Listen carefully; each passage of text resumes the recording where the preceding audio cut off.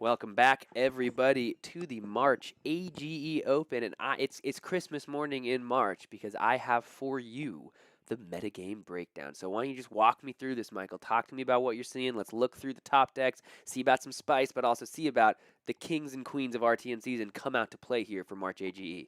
Absolutely. You know, the first thing I notice is once again a very open meta. We have so many different decks, and it's a smooth drop off from the top. 6, 6, 5, 4, 3, 3, 3, 3.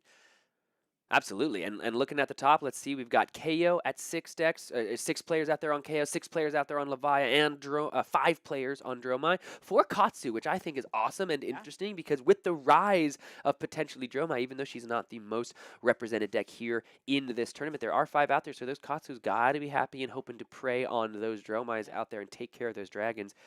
You know, I was talking to Ethan Van Sant, and he wasn't feeling very confident into Katsu as Levia either. So it could be that Katsu's here to prey on more than just the Dromais. Absolutely, those ability to go quite wide against decks that don't necessarily all have the best way of handling multiple little Kadachi swings.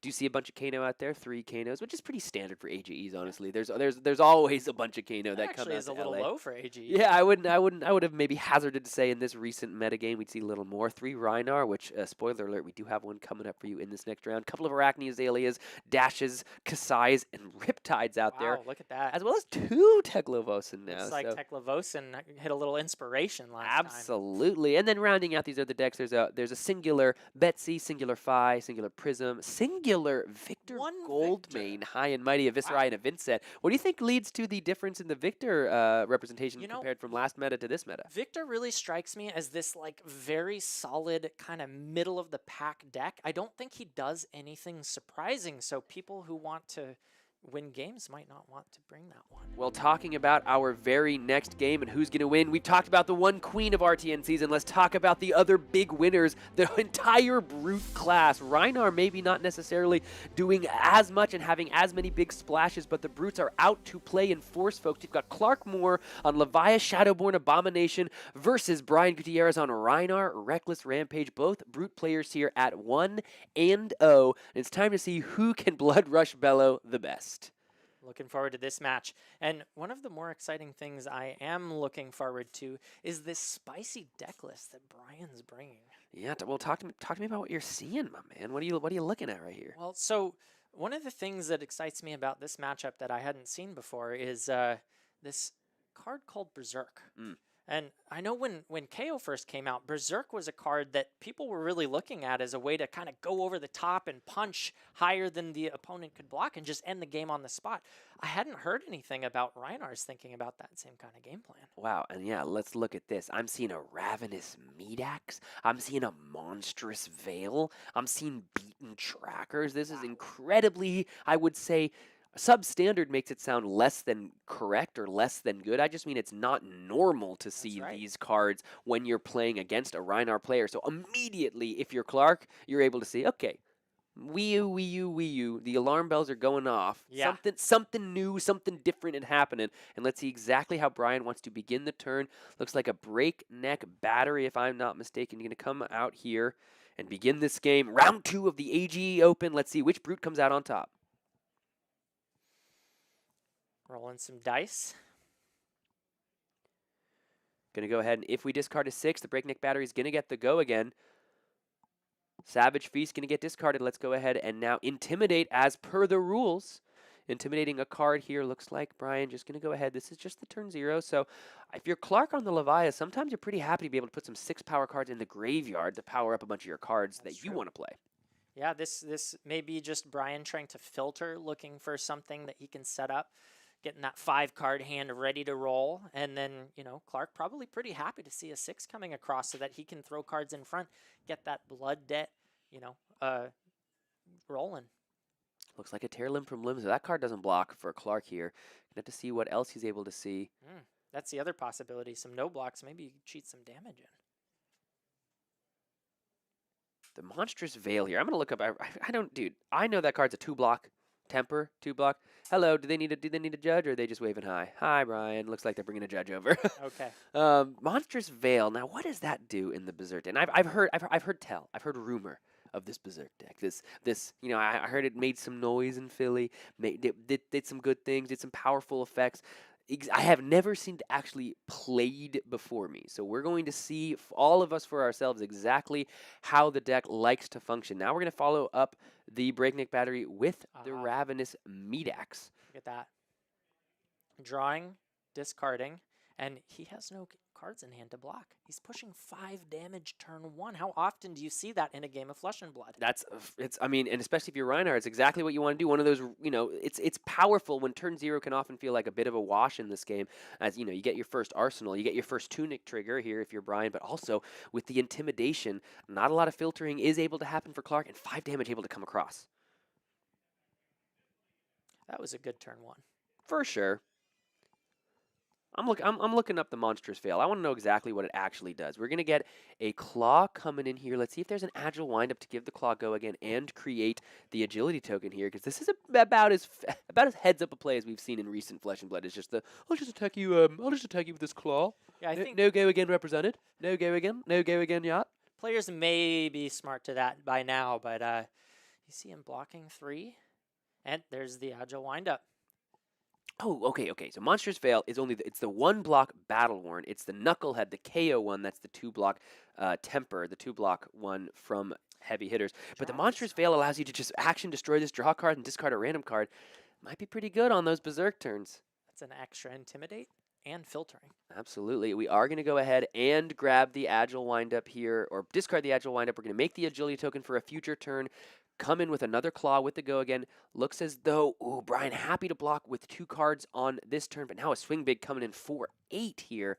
Exactly the follow-up when you got 2 floating that you'd want to see if you're a Brute player. I think I just saw 2 of the same card in his hand.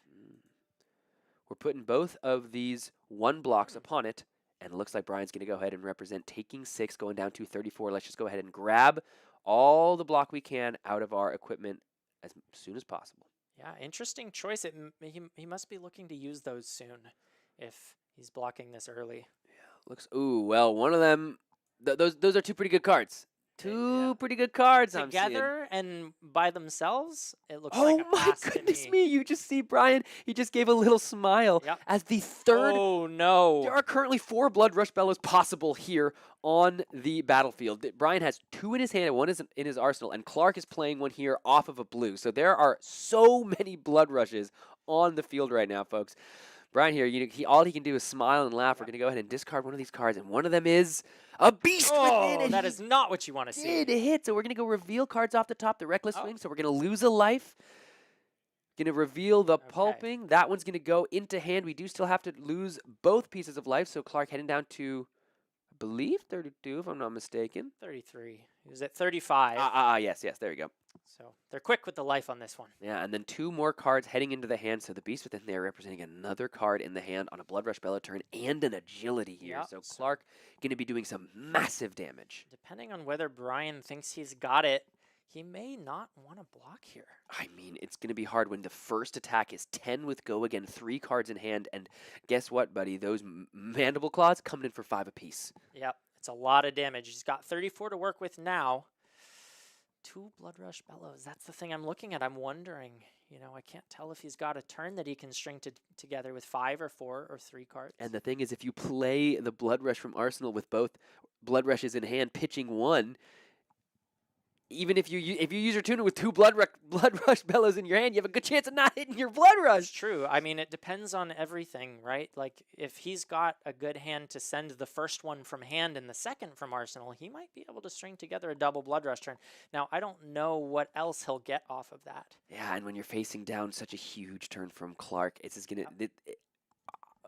That's definitely 10. We don't know what he's going to get next. Are we going to be able to see Brian even able to stay alive long enough for these Blood Rushes to matter? But firstly, 10 damage with the go again. Going to go ahead and take Brian all the way down to 24. Now it's time for a Pulping. This is coming across. We do have to draw and discard a random card. So Clark going to go ahead and draw here. Another go again. And it looks like Brian is just saying, we're 2 heavy hitters. Swinging back and forth. Yeah, this is already 18 damage on the Blood Rush. Brian going to go ahead and pick that card to discard. It is the Dread Screamer, so the pulping, not only does it have the go again, it currently has Dominate, unless Brian is able to block with 2 non-equipment cards, but the Dominate going to make that more challenging, unless that's a D-React in the arsenal, and we know that's a Blood Rush Bellow sitting in there. Yep. He's thinking. So here's the thing for Brian. If you've got this double Blood Rush turn, Clark has no floating, 1 card in hand, 8 damage coming across. This is potentially, you're looking at 13 more damage on this turn if Clark pitches that last card into the Mandible Claw. Are you willing to go down to 11 to present your own potentially double Blood Rush? It does look like he's considering a block here. Card on the table, pulls it back to his hand. It's that Blood Rush like we've been talking He about. wants 5 cards so badly. He doesn't want to put anything in front, but he decides he'll sacrifice 1. Yeah, and look, Blood Rush Bellows. if you look, Clark's saying, "Oh, really?" There was a little moment as he was kind of surprised to see that card be committed to the block. Clark here looks like about why. Just going to arsenal that final card here, not going to power up the Mandible Claw, so Clark can have a 5-card hand on his next turn. And for Brian here, he's going to be able to bring the Tunic up to 3. What is I see, it's one of those dice. Yes, it's a resource, not a Tunic die, and it looks like we're going to go ahead and begin our own turn with a Blood Rush Bellow of our own. Hand. Yep, he's going from hand first. So first. that mean he had 3? Yeah. Or did he not? He had No, he had 3. That's why that's why he was laughing. He has 3 Blood Rush Bellows available to him on the turn. That's what I was talking about. 1 in the arsenal, 2 in the hand. Then it's a good idea to block with. Yeah, exactly. I'm glad he did that. Yeah, so we're gonna go ahead here now and begin the turn playing a Blood Rush Bellow. Rhinar going to go ahead and trigger. How much damage is Brian gonna be able to get across here? Now I wonder how much. If you play the 1 Blood Rush Bellow, pitching the other Blood Rush Bellow, and then use the second from the arsenal. I mean, I mean, he's just going for the 1 from hand first. He pitches his send packing, drawing 2. Looks like he says he's going to be thinking on the beaten trackers. Going to go ahead. 2 cards left in the hand. 1 card floating. Wasn't able to use a blue to start off. And there's the second one. He wants to see more cards before he commits to any kind of play. Going to go ahead and grab another 2 cards from the top of the deck and 2 Blood Rush Bellows on the turn. How much pitch is he going to be able to have here? Discarding a yellow. That is a pack call. That is a yellow. That's going to do another Intimidate. So that is the thing. Brian only at 19. You imagine he could have been at significantly less after that huge turn from Clark, but now Clark, 2 cards that he cannot block with. Brian, every time he's discarding a 6, saying, I can choose to utilize his beaten trackers if I wish. He's just pointing. Every time I discard a card at random, I can destroy beaten trackers, and he's always pointing to say, I might do this, thinking as I discard. Let's see for Brian here. Did he find the pitch to make this turn go absolutely buck wild? It looks like the answer is going to be yes. He's going to cash in the beaten trackers, get another action point here. Rhinar currently sitting at the 2 action points, also -2 defense, but that's fine. You can't block with your face anyway. -2 action points. You can't do much with that. Okay, so at this point, let's see. Does he go meat axe? Does he try to throw? It looks like a send packing, which would be quite powerful here, with those 2 cards already intimidated away. And now we're just going to go ahead and crack the Monstrous Veil as an action, draw a card and discard a random card, which is going to be a 3rd Intimidate.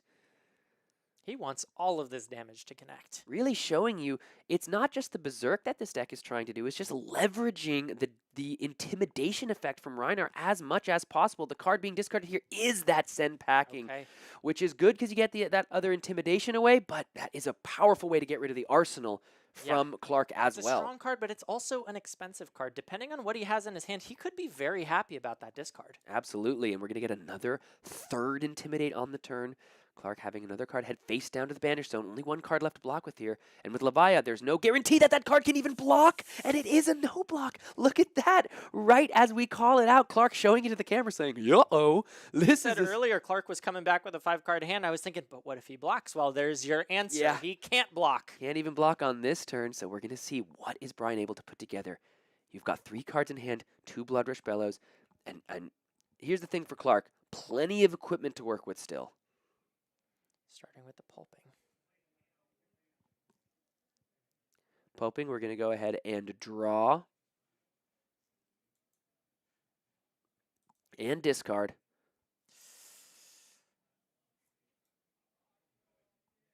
Die went flying, but they know what it is. We're going to go ahead and discard. This is a Skull Crack. When discarded at random, going to go ahead and grab a resource here.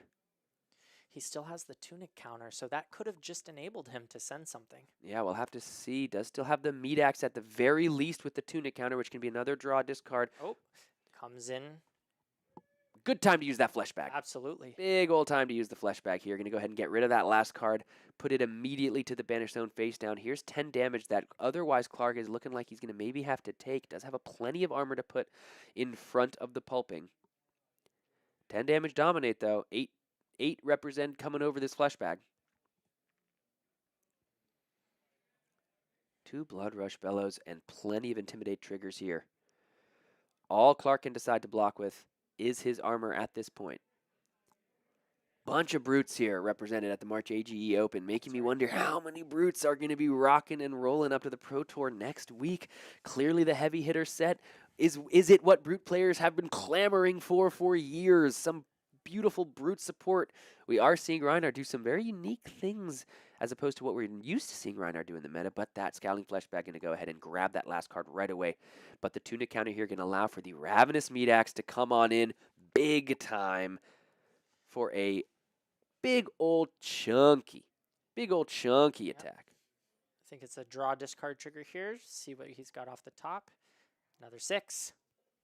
Going to be the Wild Ride, so this is now just an attack for 9. Let's see, does Clark want to put the Carrion Husk in front of it or just the Scabskin Leathers? And looks like, sadly, not going to be able to get the bonus from the Apex Bonebreaker here. Just take 5 damage, headed down to 20. So life totals are significantly even, but now Clark, here's the thing. We've got plenty of cards in our hand as the Intimidated cards return. And we know he's got that Artivore, kind of a pseudo Blood Rush Bellow for the Levia. Absolutely. Brian headed to Arsenal here, so now Clark, even though he had to face down a pretty scary double Blood Rush turn from Brian, now gets to respond with an Artivore of his own 5-card hand here. Let's see how Levia is able to string all this together. And she's most likely to go again and the banish and draw. What are we going to banish? Going to go ahead and banish a Writhing Beast Hulk. Head to the banish zone here.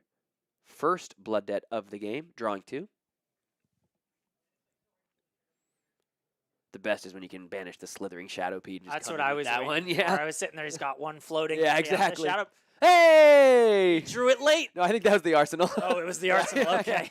So the Slithering Shadowpede. You know, 1 for 6 is still phenomenal. Absolutely. It doesn't have to be from banish. 100%, especially with the go again here. Going to go ahead in the Breakneck Battery and the Apex Bonebreaker. Going to make a Might token for Brian here, but he's utilized all of his special equipment at this point. So every power card, including all 3 Blood Rush Bellows, have been seen for Brian. So he's going to have to find a different way to win, maybe resolving around that Berserk card we've been talking about. And seeing Clark be able to recover that turn with more life and more equipment, he's in a good spot now. Absolutely. Hungering Shadow, Slaughter Beast, Shadow, Slaughter, Hungering Slaughter of Shadow. There's a lot of slaughter, a lot of shadow, and even some slithering in the Levia deck. It's very true. I believe this is the Slaughter Beast, so this is coming in. We're going to banish 3 random cards.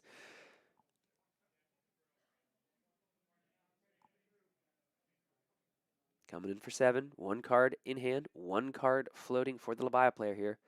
So far, threatening 13 damage on the turn.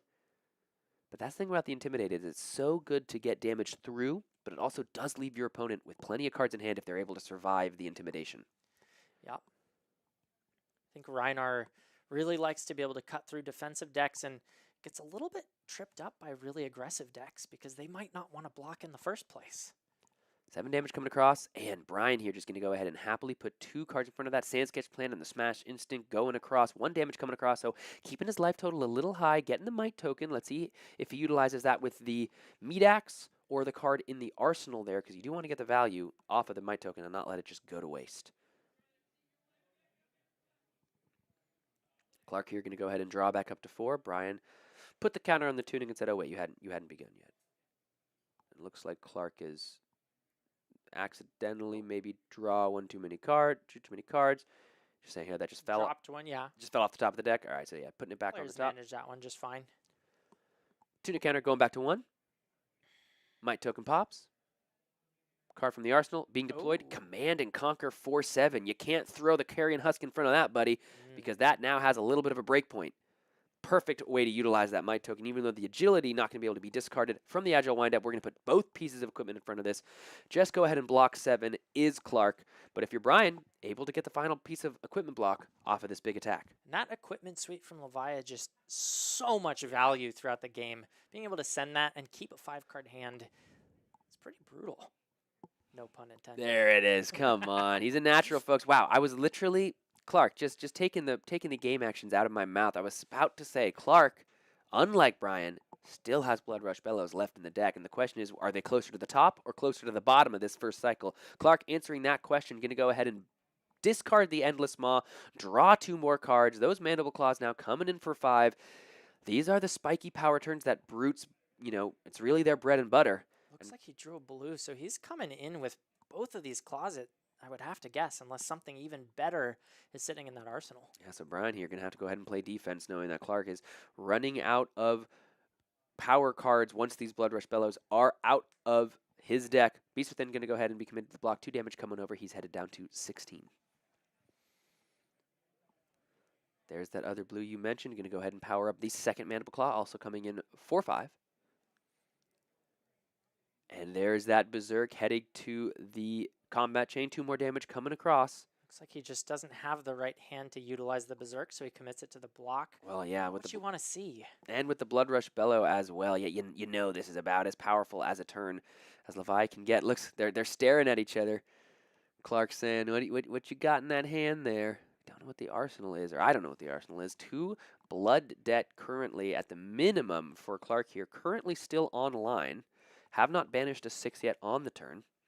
Can you go ahead and put that final card into a just Mark of the Beast. This is a pretty clean, casual 8 damage, but also thanks to the Mark of the Beast text, going to just banish itself at the end of the turn, turning off the blood debt critically for Levia. 2 damage coming across as Brian just blocked 1 card, and 2 cards. Took 2 every single time, so it's heading down to 11. Taking 6 and passing it right back, that's a tough spot for Brian. And, I can't help but feel like the Levia here just is in such a good spot. Absolutely. We have to wait and see exactly how many, strong turns is Levia able to pierce together. But there's a reason she is, if it's like tied for highest represented deck at the tournament, is because of these new cards. She's much more consistent. She's much more able to put good turns together. There's way less of an opportunity to just find yourself having to roll Scabskin Leathers. Cards like, this is, I believe, Convulsions from the Bellows of Hell. So we're going to go ahead and banish 3 cards and potentially give our next card +1 or +2 and dominate on the turn. Just utilizing all the cards in our hand without necessarily having to roll scabs.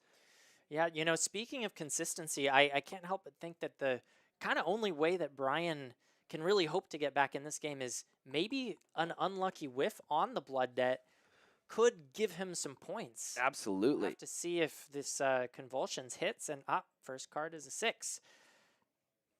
So if you're Clark there, you're happy to see 2 more cards head to your, or 1 more card head to your blood debt zone, and 1 miss get out of the deck, the graveyard as well, powering up a potential Levia Blasmafet consumed, or Blasmafet Levia consumed flip later in the game. Barraging beatdown here. So like we're talking about, Levia able to utilize cards in her hand while maintaining, action economy, action point economy, not having to roll the Scabskin Leathers here. Still going to be threatening a fair amount of damage. Intimidating one of Brian's cards away. I saw that 1 and my heart skipped just for a second. I knew it wasn't the Scabs, but you never like to see that number when you're watching a Brute game. Alrighty, let's see. This is going to go ahead and just be an attack for 9 with Dominate. Graveling Growl coming in. You need to discard a 6 to be able to play it. That's what the Convulsions from the Bellows of Hell did. Turned off the blood debt, made this possible. We're going to go ahead and get the Might token here, utilizing the Apex Bonebreaker. Block 4, 5 damage coming across. Brian heading on down to 6 to Clark's 20, but with those Intimidates, that can change in a heartbeat. Yeah, I mean, this deck just kind of feels like an OTK type of thing, what it's trying to do with the Berserks and the Bloodrush Bellows, but man, losing all 3 is rough, and 2-card hand. He needs to find some kind of footing and a way to keep a 5-card hand for a chance to do 20. He does still have that intimidated card from the barraging beatdown, which is in his hand. True. That's from the barraging beatdown. Yeah, they're reminding him. He's like, wait, why do I have this? Oh, yes, barraging beatdown. So now this is, I believe, with the might token as well. So this is a Command and Conquer for 7 once again. Luckily for Clark, does still have that 1 point of block on the Apex Bonebreaker here. Yeah. 1 card left in the arsenal. It was the random card banished from the barraging beatdown. Even forcing 2 cards is some much needed breathing. Absolutely. For Brian. And it looks like another Art of War in the hand. So that's a card you'd much rather play when you have more cards in the hand for Clark. So not what you want to see when you're having to be committing at least 2 cards to the block or, potentially losing your arsenal and putting yourself in a life deficit that flip into Plasma Fed is no longer possible if you head down to 13. Clark is looking through his banish and through his graveyard. I wonder if he's considering going to 14. Yeah, if you go to 14 and did not make the might token? No, I thought he made the might token last turn. I guess he didn't. Oh, okay. I guess he didn't. Well, didn't. then if he decides to go to 14, we all know what happens there. You could potentially transform. Yeah, exactly. If you go to 14, make sure you take damage to Blood Debt on that turn. I'm trying to figure out. I really thought he blocked with that swing big in the Apex Bonebreaker, but maybe that was the turn before. No, because he blocked 4 from 9, took 5. Yeah, so I believe this Command and Conquer should be for 7, but must be a mistake. Maybe he missed the trigger. Maybe missed the trigger. Maybe I'm just wrong and I forgot about what exactly blocks happened. But if you're Clark, you're way happier seeing a Command and Conquer for 6 than you are for 7. Sure. Curious what that final card is. Brian was not able to choose which card is left in his hand after the barraging beatdown, or at least he just.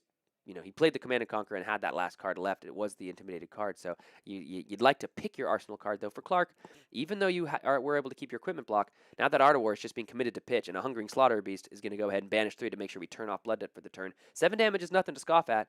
Maybe if you're Brian, you're finding a little bit of wiggle room. And it looks like Clark is just comfortable with his lead. It looks like he doesn't want to take any big, risky, go into 14 transforming type of plays, because why would you need to do that when you could just send breakpoint after breakpoint after breakpoint and grind Brian out of this game? Yeah. Going to 14 and losing your arsenal, not your most exciting prospect if you're a Flesh and Blood player. Beast Within, Swing Big, and the Pulping. 3 hits, all headed to the banish zone here. No Blood Debt creation, which is nice if you're the Levia player. 2 Savage Beats being committed to the block, so 1 damage coming across for Brian, heading down to 5. Clark's still been sitting pretty at that 20 for quite some time. Has a lot of life to play with whenever he wants to try to take some damage to really just close this game out. Yep, and he's probably just waiting for the perfect 5-card hand with no on-hits coming from the other side. I think that Command and Conquer really put a damper on his plans, but now we've got a Swing Big coming out, threatening 8. Yeah, good honest Flesh and Blood here. Block with 2 cards, play 1 card, pitch 1 card, play 1 card, 8 damage. We're going to go ahead and make a might if we're Clark here off the back of the Apex Bonebreaker. Don't need the Quicken, most likely. And he's just playing clean Flesh and Blood right now, getting as much value as he can out of these cards while keeping something to punch back with the 4-card hand. Yeah.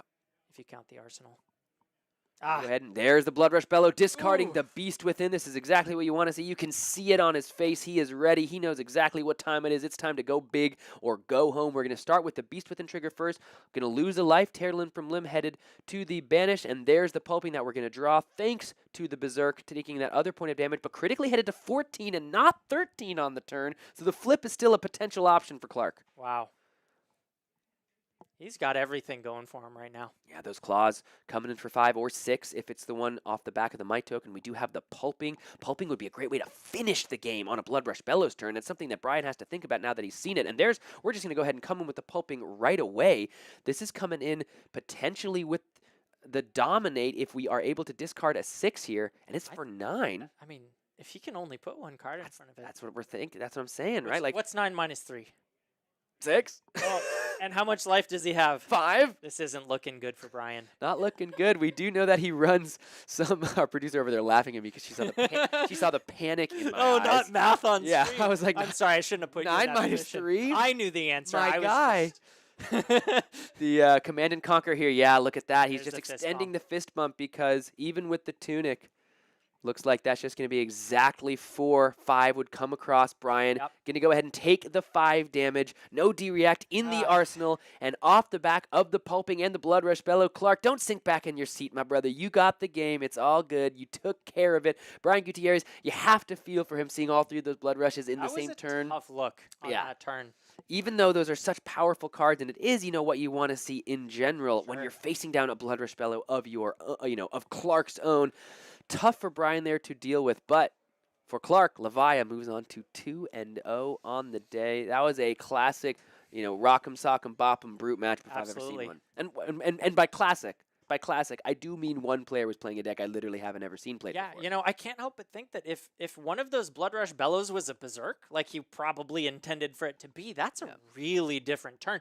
Discarding twice, drawing up 6 cards. I can see what he was aiming to do there. It just the pieces didn't quite fit together. That's the lay of the land with these combo decks, right? Sometimes the pieces come together and sometimes they do not. And for Brian there, still, has plenty of games left to play. If he just goes on from here and wins out, has a good chance to get on into that top 8 and show us all what Berserk is capable of. But Levia, there's a reason she is up there, if not, I think tied for most represented decks here at the tournament. The 2 brutes on top, because these new cards, these agility tokens, these abilities from the agile windups and similar like effects have really just powered up these decks into a different dimension. So those decks in the Dromize, we're going to be following these top meta. It's everybody's saying it's an open meta, but everybody's also talking about the brutes. Yeah. And they're talking about Dromai. And right now, we've seen a Dromai win and we've seen a brute win. I mean, we were always going to see brute win last game, but you know what I'm saying. This is the time to close that meta up and really figure out what deck is the best. Yep, this is the time. Okay, all eyes on AGE, folks. All eyes on us. Let's go ahead and take a quick break as we get ready to move into our next round. So don't go anywhere. We've got plenty more Flesh and Blood coming up, and we'll see you in just a second. Welcome back, everyone. I am here with Clark Moore. How you doing? Congratulations on the win. Thank you. First time on stream, and I got to win. Got to take it down. It feels great. 100% win rate. That's what that means. All time. You're all time 100%. So as long as you keep putting me on stream, I'll keep winning. Okay, you heard it here first, folks. He'll never lose again. All right. Well, I'm seeing a little header here. Team Pitch It To Me. Yeah. So talk to me about the team. Talk to me about what's that about? So I do a podcast called Pitch It To Me podcast. We have a YouTube. We have an RSS feed. You can find us on socials at Pitch It To Me Pod. And we have a team. Per se, we're not really a team, but we test before all the big events. So we all met up yesterday to play games. That's literally all a team is, dog. That's pretty much all a team is. Yeah. You test for the big events. And we actually have something really, really cool showing up. So this is breaking news for Pitch It To Me podcast. We are doing a card design contest for Pro Tour LA. We are opening submissions on the 16th, and we'll be putting out a flyer and a bunch of news. We are being sponsored by Fabric and Metal Fab Tokens. They're helping us put together some of the prizing that we're doing. We're giving away a box of heavy hitters. There's going to be 3 contests. You can design a legendary equipment, a talent card, so whether that's Lightning, Draconic, Elemental, or maybe even the new one that's coming out in Mistvale. We'd be excited to see what designs people have for that. And then hero specialization. So design, you can enter 1 submission into all 3 contests, and so you could end up winning all of them. If you have a cool enough design that is a talented hero specialization legendary equipment, you could put in 1 card, win all 3 contests. Let's absolutely go. Yeah. And where can people find the podcast and find the way to enter the giveaway? So we are going to be going live with our website fairly soon. Submissions aren't live until the 16th. So we do want to give ourselves a little bit more time to make sure that everything is good. Submissions are all good. There won't be any hiccups. But on Monday, everything will open up. If you really want to see the moment that it goes live, you can follow us at Pitch It To Me Pod. We're on Twitter, X, Instagram, and... I call it Twitter, too. Yeah. I call it Twitter. You can subscribe to us on YouTube. We'll be putting out a video about it. Yeah. Sick. Well, I thank you for letting us know. Everybody totally. Go ahead and subscribe to the podcast and make sure you enter the giveaway. But talk to me a little bit about Levia. Talk to me a little about why you brought it to this event. Have you been playing Levia for a long time? I hear you just bought a cold foil, so clearly you're committed. I am all in on Levia. Levia was the first real deck that I put some money into, that I bought legendaries for. I started playing back during Dynasty and I really enjoy the game. I really enjoy Levia's playstyle. And Levia back then was very, very bad. And what I ended up realizing was that it was fun to manage all the different zones. Manage how many cards do I have in my graveyard? What's my blood dead at? How many sixes? How many misses? How do I construct my deck in such a way to give myself the best ratio? That is so much fun. It's a constant puzzle, and every turn is a puzzle. And I think one of the best things about Flesh and Blood is that every new hand you draw is a brand new puzzle to solve. 100%. How do you get the most value out of your hand, the most damage, the best result?